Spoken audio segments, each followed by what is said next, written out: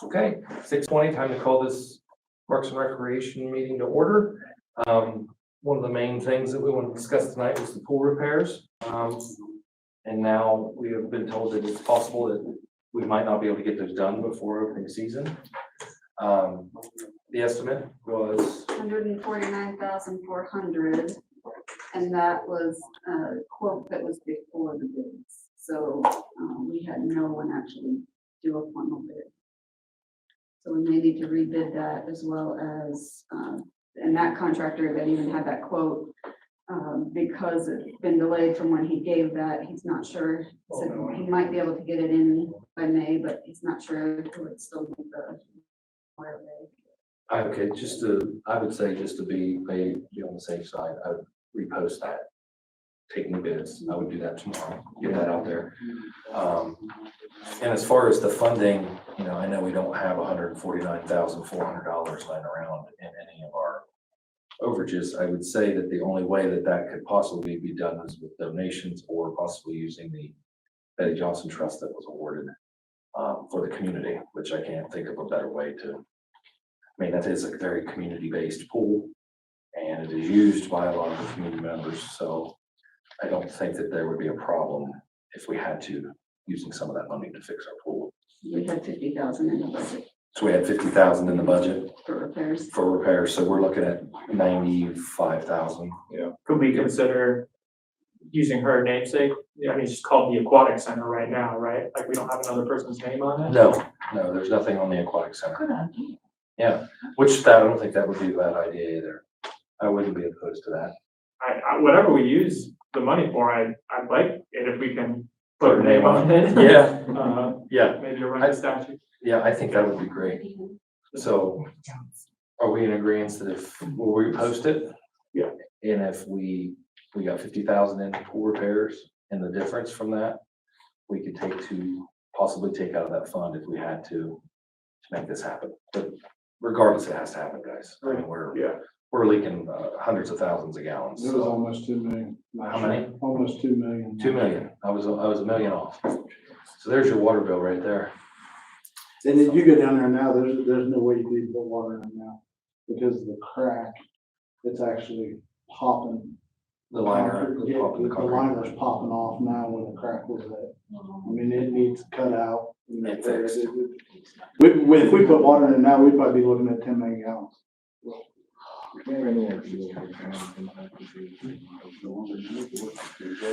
The economic impact, we would actually see. Because the pool was kind of a loser. That's in the strictest sense of it. The strictest sense. But I mean, for the region as far as tourism and. It would greatly affect a lot of the younger kids. I don't think tourism as much. I think it is it's a big community pool. I would say probably a safe guess is probably 90% of the people who go there are locals. I'd say 85. I mean, last year I know there was a bunch came from like Streetsville, some from around Benton County. Yeah, But so for the most part, It's just one less healthy, productive thing for young people to do. I think it's that's where we lose. Yeah. So, and then the baseball program this year, I believe we have talked about just making a straight donation. I think there's if I'm not mistaken, isn't there a board formed at baseball? Okay. And Jason, we talked about, this is there's the board. This is the committee. 3 out of 7. All right, well, that's great. Are we going to, as the city's part of this, we'll make the donation to the board, and then they'll take care of the other stuff. So the way it was originally wrote up was. Are we gonna take care of the fields? We're taking over the fields, we're gonna mow weed, Okay. which we ended up doing at the end of the year last year anyhow. When they need dirt, sand, anything, we're gonna haul it because we have the dump trucks. Right. Which we get just in Logan. Mhm. There's money in the operating budget that we can use. Taylor wants us, when we go get sand or dirt for the fields, clay, to use it out of that operating budget and buy that through the city, but we'll take it down. They're gonna be the ones doing the fields, the infields and everything. to get them where they need to be. The condition that the fields are in for what's in there might not be enough to get them to where they need to be. So that they want to come in and introduce themselves, talk to you guys, since it's Parks and Rec, and explain. I know the first guy. Yeah, so essentially, we have a committee of 7 parents, and we want to make the league a little better. I've been involved with it last couple of years and just not up to standard of some other leagues around. And so the good thing with having a committee is now we have the people to do the things, but we started with $0, right? So we can maintain the fields, we can run the league, we can fundraise and get equipment and things like that. It's more the field cost that we're not sure if we have the budget for.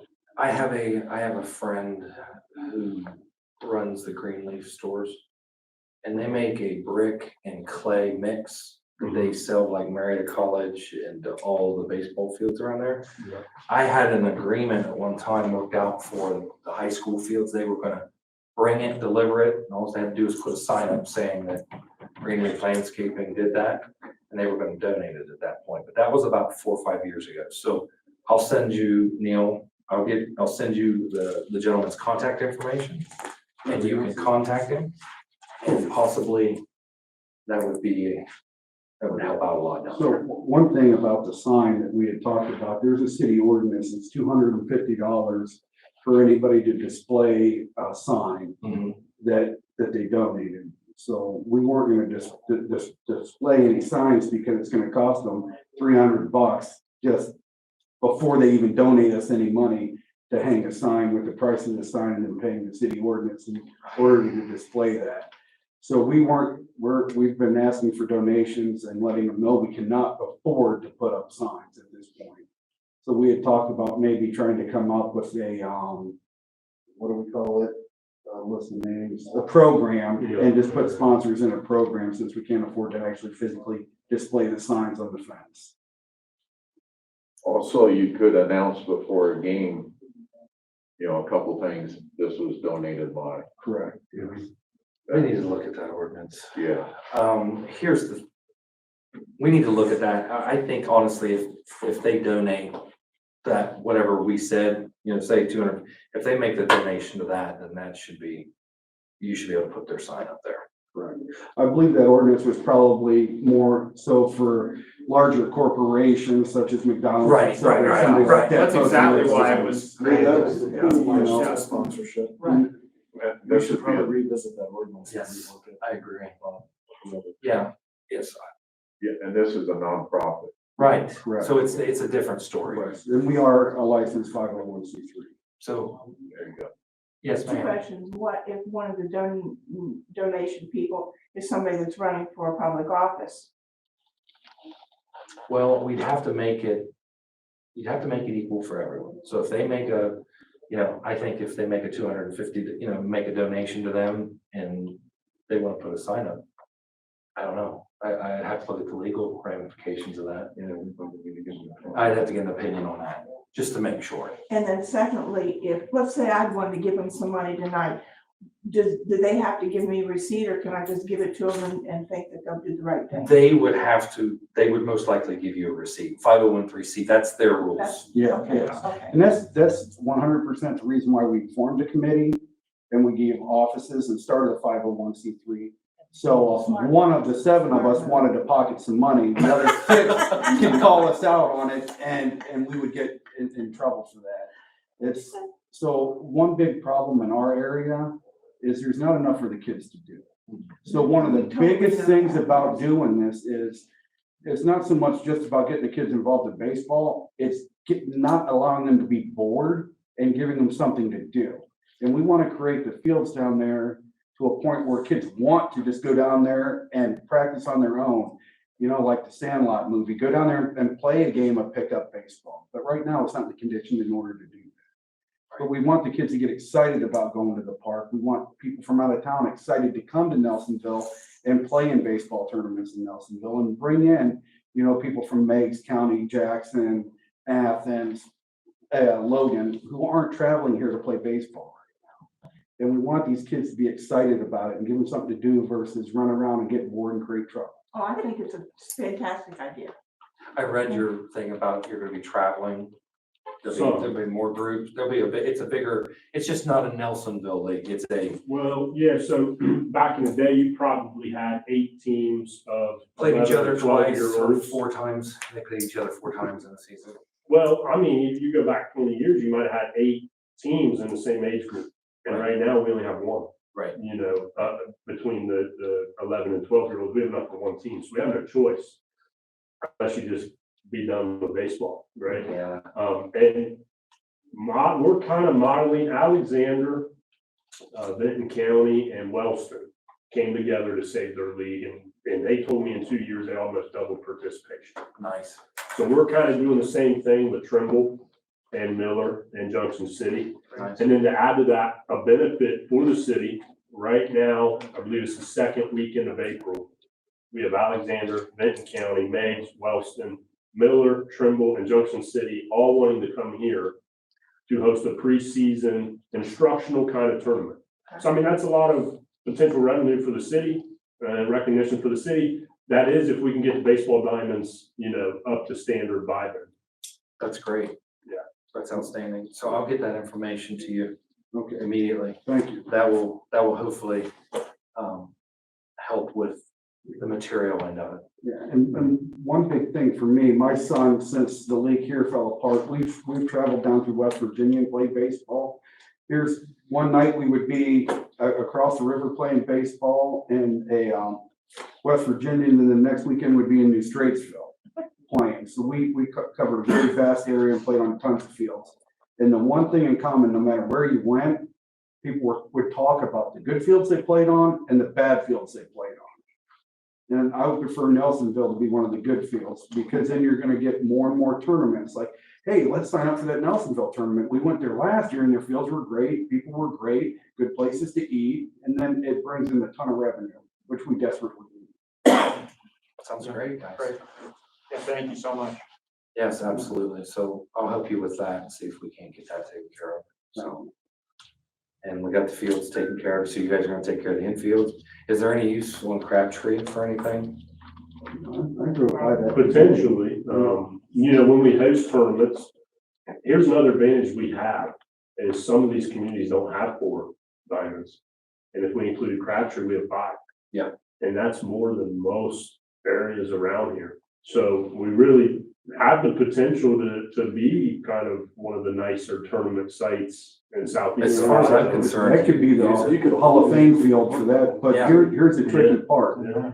So softball's been declining, and the only reason why Sandlot is having a softball league this year is because the mayor of Athens' daughter plays softball. Yeah. And it was highly recommended that they keep their softball league. Only reason why it's still there. And so softball fields and baseball fields are built completely different, and it starts with the mound on the field. So it takes hours and hours to build a good quality field for a kid to pitch on a mound. Right. So our thought has been, we buy a removable mounds. Like down So- the Sandlot Lake? Correct. So all our fields could be, if we wanted to host a softball tournament, we can bring them to Nelsonville.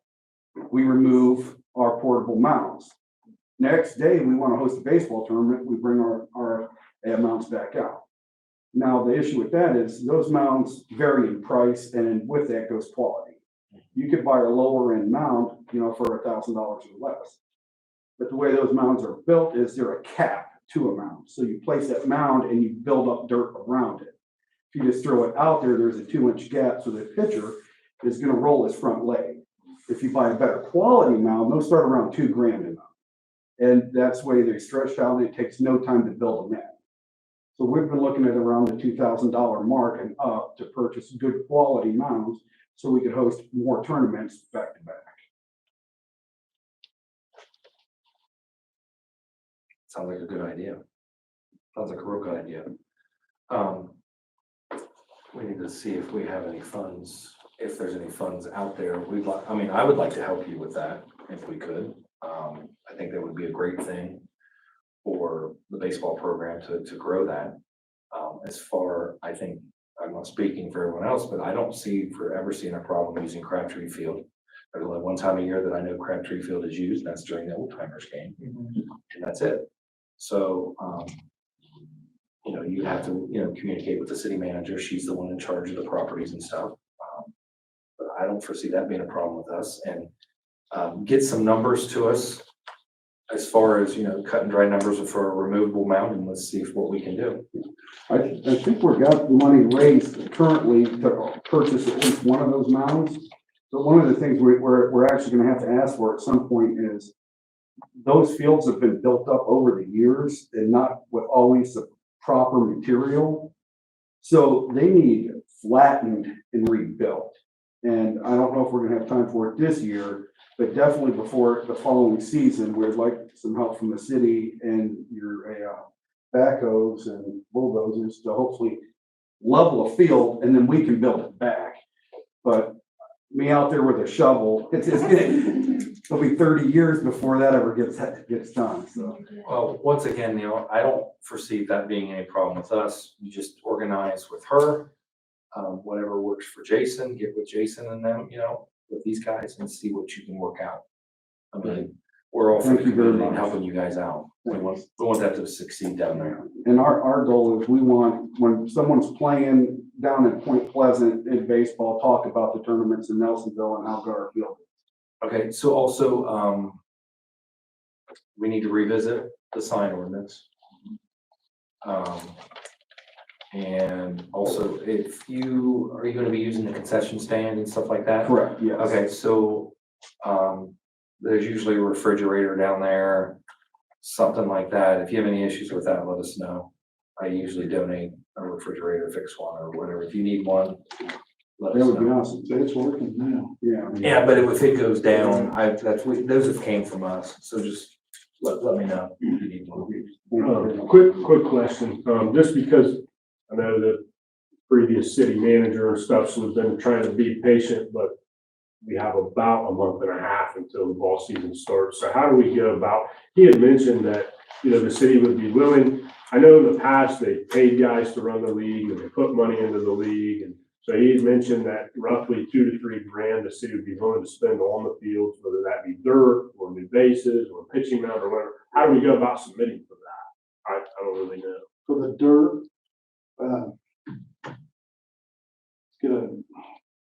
I don't know how we go about it, because it wouldn't be a purchase order.